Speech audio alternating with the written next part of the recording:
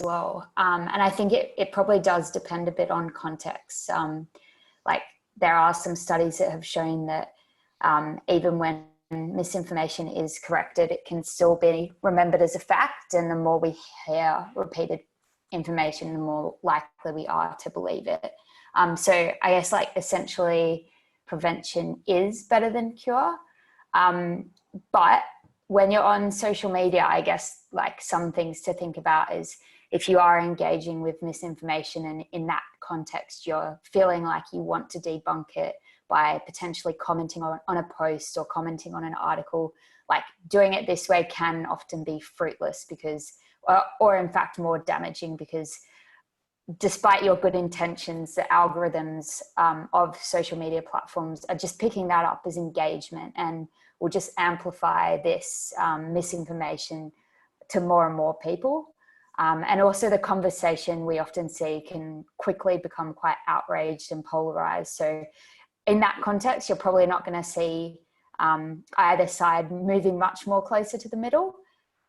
So I guess like in the context of social media, if you do know the person sharing or engaging with misinformation, you're probably better off having a conversation with them, shooting them a private message, trying to understand where they're coming from, and perhaps sharing some reputable sources that align with like some of their values and motivations. Instead of, I guess, like commenting on the platform, which does tend to drive a bit more engagement and outrage and polarization. So I think let me jump in then, I guess. I see that there's a raised hand and some other questions as well. I mean, I think my view here is probably a little bit provocative. And I absolutely agree that we don't necessarily want to amplify misinformation where amplification would cause harm. But I think where misinformation is already in front of a large number of people, so where it already has reached a threshold where it started to emerge beyond those smaller communities, then there is value in debunking or correcting that misinformation in place.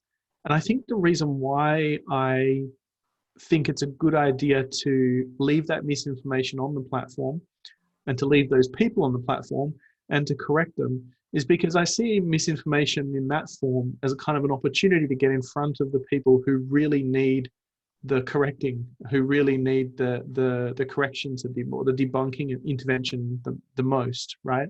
So let's take, for example, someone like Pete Evans, who might post something that would be classified as misinformation or a conspiracy theory, and he has a large audience. And if you are smart about the way that you correct that information when you're responding to it, there's a chance that you could reduce misperceptions in the audience, and you're going to reduce misperceptions in the right kind of audience. We're not just posting it on the World Health Organization page or preaching to the choir, I suppose.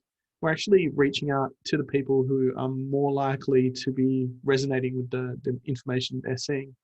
And so in a sense, I think there is value in correcting misinformation in place in certain circumstances.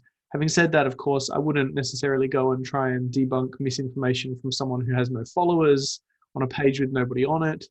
I think that in that case, that would be a bad idea in a sense, because it would potentially amplify misinformation where it doesn't need to be amplified. Let me jump in and answer one of the other questions that's actually in the chat already then, because we were talking about debunking or correcting misinformation in place. But there is a question here about education having a role in helping people to identify misinformation, and I think that is actually critical. So years before we correct misinformation in place on social media, any education program which helps people critically appraise what they read is likely to be effective. And when we see the same thing in, for example, obesity and cardiovascular risk, the most cost-effective programs are the ones that reach out to people much earlier to establish good habits, rather than trying to fix the problem once it already exists. Thanks, Adam. So Scott's got his hand up. Is there a question you'd like to ask, Scott, or something you'd like to share? Yes, I'm a librarian for the School of Public Health at the University of Queensland. So this has to do with better communication and the publishing platforms. But do you feel that one of the biggest barriers for communication of scientific evidence to the general public is the language used in the academic scientific field that the general layperson just finds disengaging or unable to follow, or sometimes it's the intellectual tall poppy syndrome, but as well as therefore the platforms that is available to the scientific field to disseminate and share their information, which is quite often through paywalled journal subscriptions, locked behind databases, generally only accessible to, again, academic institutions and scientific fields, unless they go for the open access platform. But then, of course, it's the accessibility of those journal articles still on those platforms. Okay, so I think that sounds like a question for Adam. So how would you respond to that, Adam? Look, I was going to leave it for Alex, but Scott, I think that's a really interesting point, and I think maybe we're chasing the wrong thing here. You know, there's absolutely a place for scientific articles, and look, I don't know anybody who worries about open access, not open access anymore now that we have Sci-Hub, but I think that the communications aspect of it is quite separate from scientific articles and scientific, the problems of accessibility of scientific articles. Put it this way, the person who's making a decision about whether or not they're going to get vaccinated, they're going to go and read scientific articles about it necessarily. They're going to ask their doctor. And as long as the doctor has the right skills and tools that they need to address people and understand whether they're vaccine hesitant, vaccine accepting, or vaccine rejecting, then that's the line of communication where that simplicity will sort of matter. There is absolutely a place for good quality, simple science communication, and I'm sure you know that the number of journals that are now using lay summaries or plain English summaries has increased quite dramatically. And those are also very useful for people who want to dive a little bit deeper. But also at the same time, when we look at misinformation that starts to become popular on places like Twitter and Facebook, a lot of them are pointing to scientific articles. And so we have to remember that there are quite a number of articles that have been published by people who are anti-vaccine in scientific journals. They're not necessarily good journals, but people will use them to tell the story that they want to tell. And I think that is where there is some risk with the scientific literature. Thank you. So I've got a question here from Alan that I'm going to put Alex's way to begin with, which is there a difference between misinformation and disinformation on social platforms? In other words, between like honest mistakes versus deliberate lies? I guess, yeah, like in classifying them, disinformation is, I guess, the term that we're using now for the intentional spread of like lies and in like non-factual content online. But I guess in the context of like social media and how they're treated, like disinformation is often can be like what's propagated there, put there by malicious actors, or people who have very strong beliefs, in the vaccine space that, that the vaccine is going to cause harm. And that can often be then picked up and shared. And in that case, it becomes misinformation online because it wasn't necessarily shared intentionally with the intent to spread it. In a sense, I suppose they both fit in that conspiratorial, sensationalist bucket, and the algorithms will potentially treat them the same way, though people who are spreading disinformation often know like the trick and secrets to get it to spread fast and quickly, and what content formats are going to be most to people. Like memes tend to work pretty well. So yeah, in that sense, like, I guess they're all in the same bucket, but yeah, essentially they're going to spread on social media, but disinformation can spread quicker if the people putting it there know how to fuel it. Okay, thank you.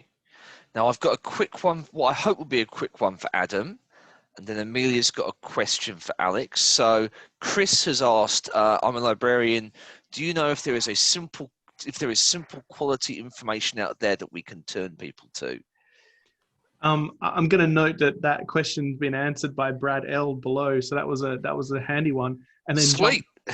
Jump straight back up to another one of Chris' questions above, which is about is it much more like a stop the spread approach, or teaching people not to share it and then talking to them privately? And I wanted to pick up on that point because I think it's a really interesting one that social media platforms can play a role in. And one of the things that I think they do well, or at least I'm generally impressed with what they do, is that they're quite good at adding friction to the blind sharing of misinformation. So, for example, when I see a friend of mine post a new scientific article that they published recently, I just go ahead and click retweet without even clicking on the link, because I just want to support them and help them retweet their articles, right? But then Twitter says to me, "Oh, do you want to read it first?" And sort of gives me that extra level of friction before I can post something, or they hide posts, or they do those sorts of things. And I think that level of, or those methods that add friction to sharing posts can be a really useful one for not necessarily teaching people not to share it, but just stopping them from sharing it a little bit. Kind of putting the brakes on a little bit, introducing an opportunity for mindfulness, perhaps.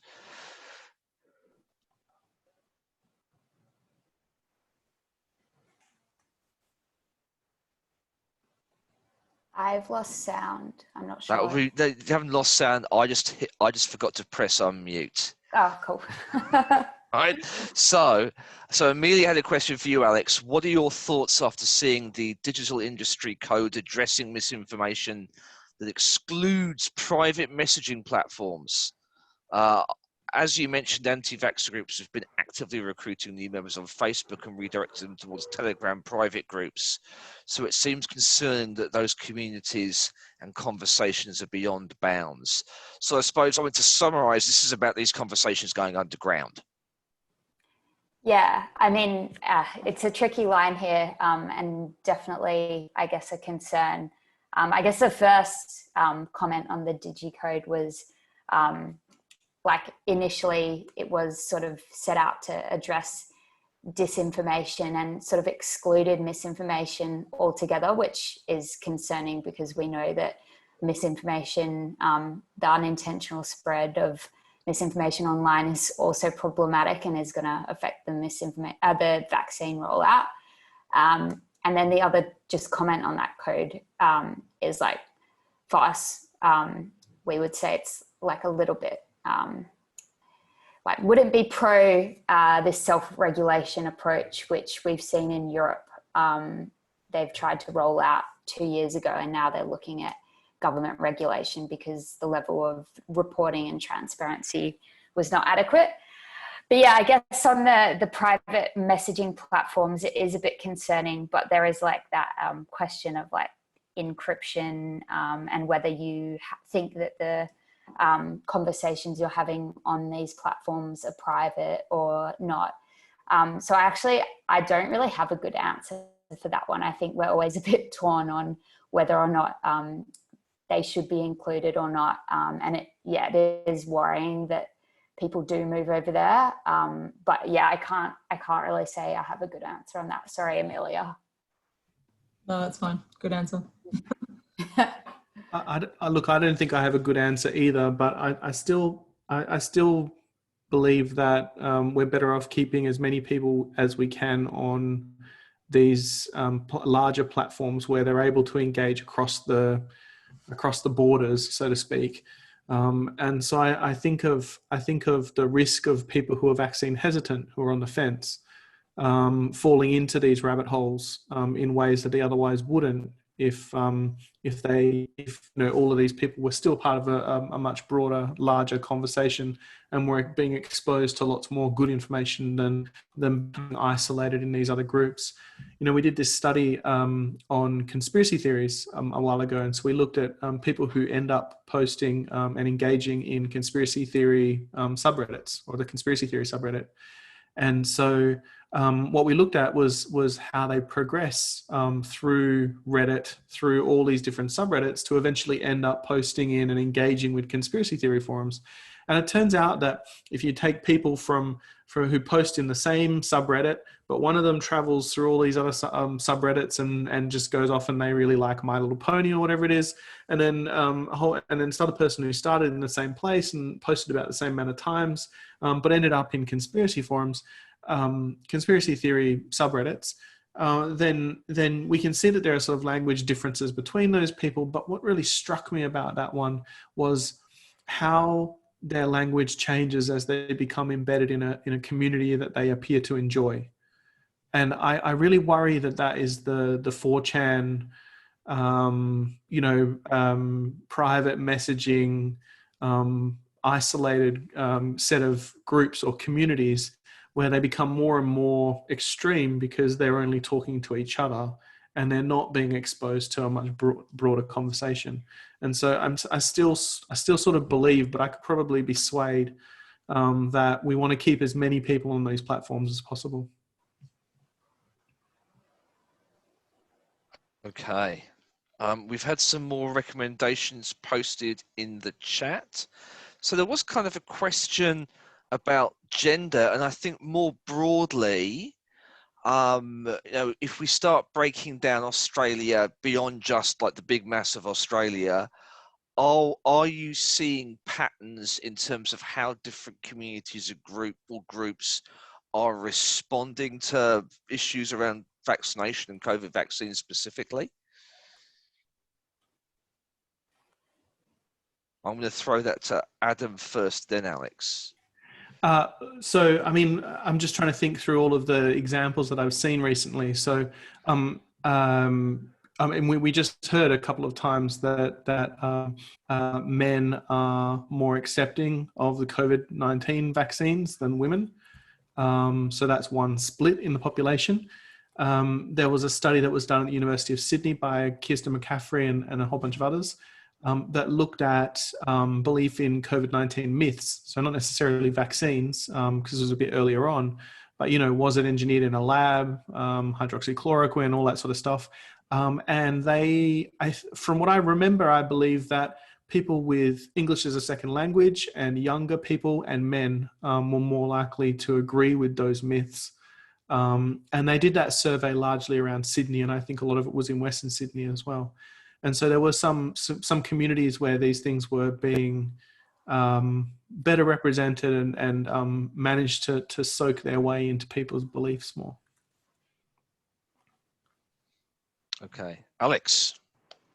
I can't say that I have an informed answer to that question, though, like, from just observing the different Facebook groups online in this vaccination space, I suppose, like, a lot of the misinformation that we've seen is actually not even misinformation, is just like what's driving concern is around like the sort of testing that hasn't yet been done on pregnant women, or like the longer term results of those trying to have kids. So, and also being in that age group myself, anecdotally, I can tell you that is a concern among my friends as well.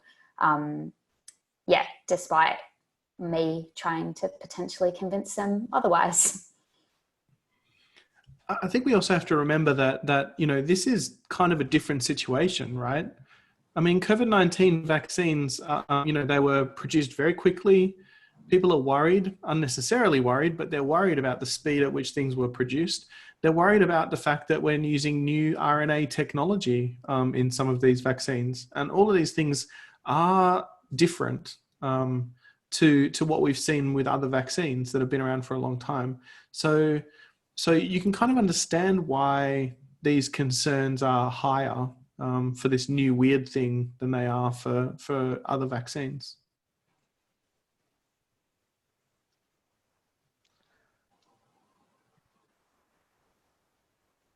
Okay, so question from Scott, which is sort of related, and again, we may or may not have an answer here, but are interests in vaccination higher in vulnerable populations or comparable with general populations? Okay. Sorry. Don't have an answer on this one. Might have to Sorry. drop a line to Heidi about that, because I think some of her talk covered some of that. You know, it was interesting. So I mean, one of the questions we couldn't answer was around Ethiopia, and what is it about Ethiopia that made it different? And one of the things that Heidi said was actually that the people's trust in the government and the government response to COVID-19 was highly predictive of whether or not people would get the vaccine. I think that was what she described, right? And I wonder if the reason why Ethiopia was, I think, higher or more accepting was related to the fact that maybe the government response was quite good there. I think that can really make a difference, and it can probably make a difference in vulnerable populations, especially, right? I think that is probably going to have the biggest impact, because if you think about vulnerable populations, I'm thinking about frontline workers. I'm thinking about people who have higher risks, people who are, for example, the day workers that Heidi mentioned as well. Indeed. Thank you. So how are we going? I'm conscious that we're steadily losing people, but we've still got some time. So I might sort of end with unless we suddenly get a torrent of questions, in which case it's fine, but I might just end with, so in terms of, if we've got lots of information and communications professionals here, what sorts of things should they be doing, including some of the things we've discussed, but anything new as well, in terms of kind of promoting a healthy national conversation, a healthy information environment for people? So over to you, Alex. I think just being aware of the mechanics of how these platforms work is a good start, and the education piece on talking to friends and family who may be engaging platforms on these platforms in a way that isn't necessarily conducive to promoting the vaccine, or is sort of in that misinformation space, is useful. And I think in your own lives as well, it is interesting to know that by playing into these algorithms, you can unintentionally at times be sort of spreading misinformation, or in other cases hate speech, extremist content. There's some good work that's come out of the Centre for Countering Digital Hate, which is an advocacy organisation in the UK.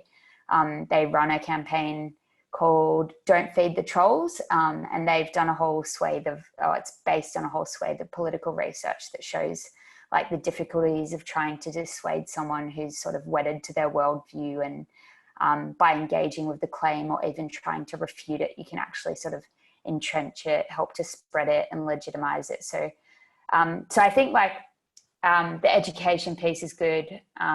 You probably have networks of people who are already interested in this issue. So I think by understanding the mechanics of how these work, that's a good place to start. Thank you, Alex. And Adam. I mean, I guess there's probably a million different ways to answer this question, but I'll start by saying good information is likely to have an impact if it comes from someone that you trust. And so I think in a lot of cases, we probably should be thinking about maybe not the right people to be trying to jump into the troll pit to try and start to persuade people individually, and that we can do things at much broader scales in the area of communications as well. So 100% agree with Alex. We need to understand how these mechanisms work on social media platforms. And a really great way of doing that is to sign up for and promote and do everything you can with the live list and get that up and running so that we can actually understand the data and look at it, because that would be fantastic. And I think the other one that we certainly can play a role in is in not only in the area of research, but also in early interventions for teaching people how to critically appraise the information that they see, right? I mean, it's a communications space that came up with things like, Discern and QIMR and the different methods we use to assess the quality of information and patient information that exists online.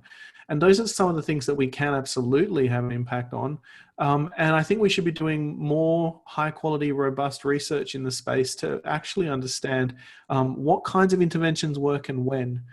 And I really think, for me, the thing that I'm focusing on most at the moment is knowing the threshold between something that you should ignore online and something that is worth intervening in. And I think understanding what that threshold looks like is probably our best bet to working out which interventions are going to work. Okay. Thank you, Adam. Thank you, Alex. I'm going to call time on this now. Thank you so much to our presenters for giving us some awesome insights, and thank you so much